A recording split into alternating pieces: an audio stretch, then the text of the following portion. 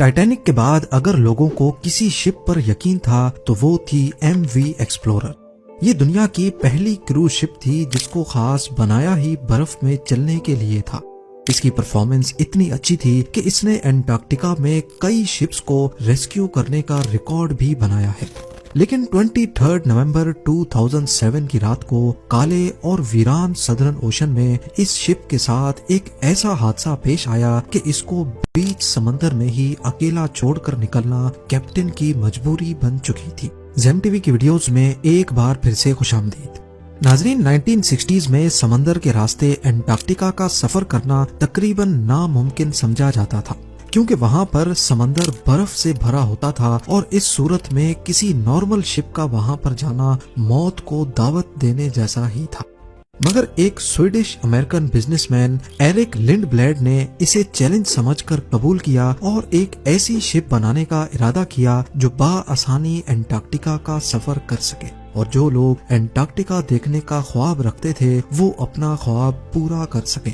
اسی مقصد کے لیے ایک اسپیشل شپ تیار کی گئی جس کی لمبائی 240 فٹ اور وزن 2300 ٹن سے بھی زیادہ تھا۔ اس شپ کو لنڈ بلیڈ ایکسپلورر کا نام دیا گیا۔ ایکسپلورر کا کمپیریزن اگر اتحاد کی مشہور شپس ٹائٹینک یا پھر RMS اولمپک سے کیا جائے تو یہ ان سے چھوٹی تو ضرور تھی، مگر مضبوطی میں اس کا کوئی جواب نہیں تھا۔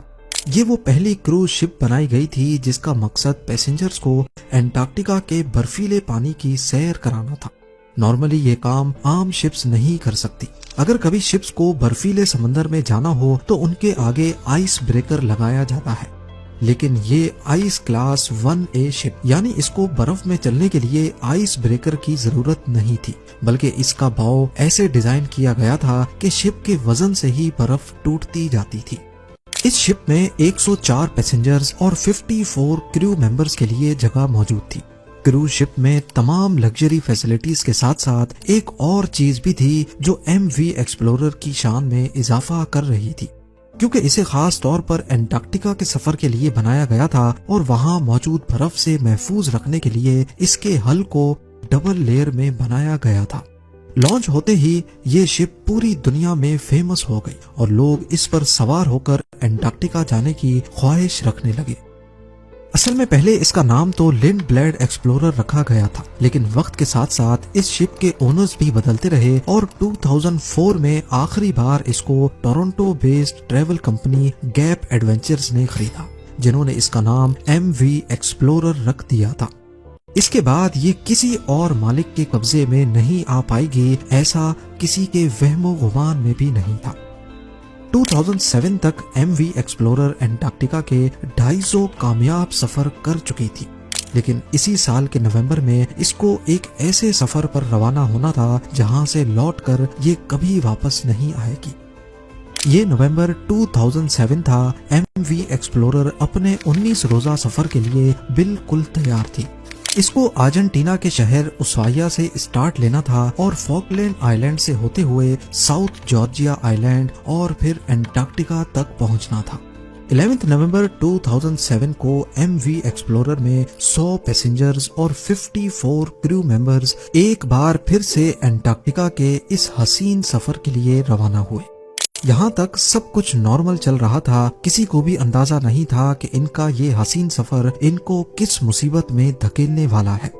MV ایکسپلورر کے کیپٹن 49 ایئرز کے بینٹ وائمن تھے۔ وہ ہزاروں بار اس برف سے بھرے سمندر پر شپس چلا چکے تھے اور اسی ایکسپیرینس کی وجہ سے ہی پیسنجرز خود کو محفوظ سمجھ رہے تھے۔ پر انٹارکٹیکا کے شپ کیپٹنز چاہے کتنے بھی ایکسپیرینسڈ کیوں نہ ہو، وہاں کی بدلتی کنڈیشنز کی وجہ سے ہر بار مختلف مسائل کا سامنا کرنا پڑتا ہے اور ہر بار ایک نیا چیلنج ان کے لیے تیار ہوتا ہے۔ اس سفر کی شروعات میں کیپٹن بینٹ وائمن نے ایک حیران کن فیصلہ کیا۔ وہ اپنے پلانڈ روٹ سے ہٹ کر شپ کو ایک نئے روٹ پر سے لے کر جانا چاہتے تھے، کیونکہ کیپٹن کا ماننا تھا کہ ایسا کرنے سے شاید وہ زیادہ برف والے علاقوں سے بچ کر اپنی منزل تک پہنچ سکیں گے۔ شروعات کے 10 دن بالکل معمول کے مطابق چل رہے تھے، لیکن 22 نومبر کی شام کو سورج غروب ہو رہا تھا اور پیسنجرز اپنے اپنے کیبنز میں جانے کی تیاری کر رہے تھے۔ اسی دوران MV ایکسپلورر ایک ایسے علاقے میں انٹر ہوئی جہاں پر کافی زیادہ برف موجود تھی۔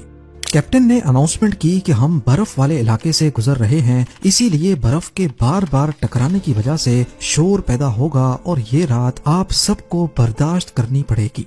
اندھیرے کی وجہ سے کیپٹن نے شپ کی رفتار کو کم کر کے صرف 5 ناٹس پر سیٹ کر دیا تھا، یعنی قریب 10 کلومیٹرز پر آور۔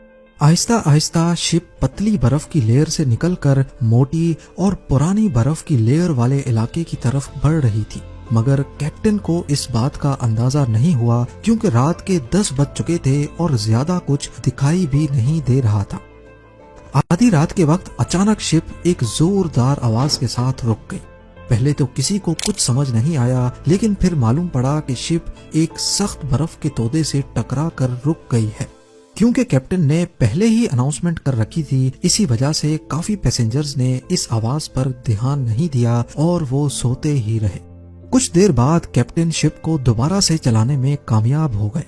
MV ایکسپلورر اب دوبارہ سے برف کو کاٹتی ہوئی برفیلے سمندر میں آگے بڑھ رہی تھی، مگر کیپٹن سمیت شپ میں سوار پیسنجرز یہ نہیں جانتے تھے کہ شپ کے حل میں ایک سوراخ ہو چکا ہے اور پانی اب دھیرے دھیرے شپ کے نچلے حصے میں جمع ہونا شروع ہو چکا ہے۔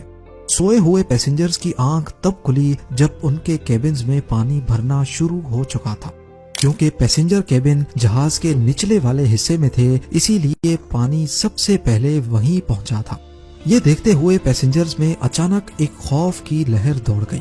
ہر کوئی اپنی جان بچانے کے لیے ادھر ادھر بھاگنے لگا۔ پانی اب ہر ممکنہ جگہ سے شپ میں داخل ہو رہا تھا، چاہے لائٹ سوئچ ہوں، ڈکٹ وینٹ یا پھر دروازے کی دراریں۔ جب تک کیپٹن کو اس بات کا علم ہوا تو کئی کیبنز پانی سے بھر چکے تھے۔ پہلے تو ان کو لگا کہ شاید چھوٹا ڈیمیج ہوا ہے جس پر قابو پایا جا سکتا ہے، لیکن جب پانی کا پریشر بڑھتا ہی جا رہا تھا تو کیپٹن بھی سمجھ گیا کہ بات اب قابو سے باہر نکل چکی ہے۔ کیپٹن نے فوری طور پر شپ کو خالی کرنے کا آرڈر دیا اور تمام لائف بوٹس کو ڈپلوائے کرنے کا فیصلہ کیا۔ اسی دوران شپ برفیلے علاقے سے تو نکل چکی تھی، مگر پانی جمع ہونے کی وجہ سے وہ ایک طرف جھک گئی تھی۔ کریو ممبرز جلدی سے شپ کو خالی کرنے اور انسانی جانوں کو بچانے میں مصروف تھے۔ شپ اپنی منزل سے 46 کلومیٹر دور تھی اور منزل پر ڈیمیج شپ کے ساتھ پہنچنا ناممکن تھا۔ دوسری طرف مسئلہ یہ بھی تھا کہ انٹارکٹیکا کا یہ سمندر برف ہونے کی وجہ سے بہت زیادہ ٹھنڈا تھا اور یہاں کی ٹھنڈی ہوا کی وجہ سے لائف بوٹس پر زیادہ دیر رہنا بھی ممکن نہیں تھا۔ اسی لیے کیپٹن نے ایکسپلورر کے قریب موجود دوسری شپس کو SOS کے سگنلز بھیجنا شروع کر دیے۔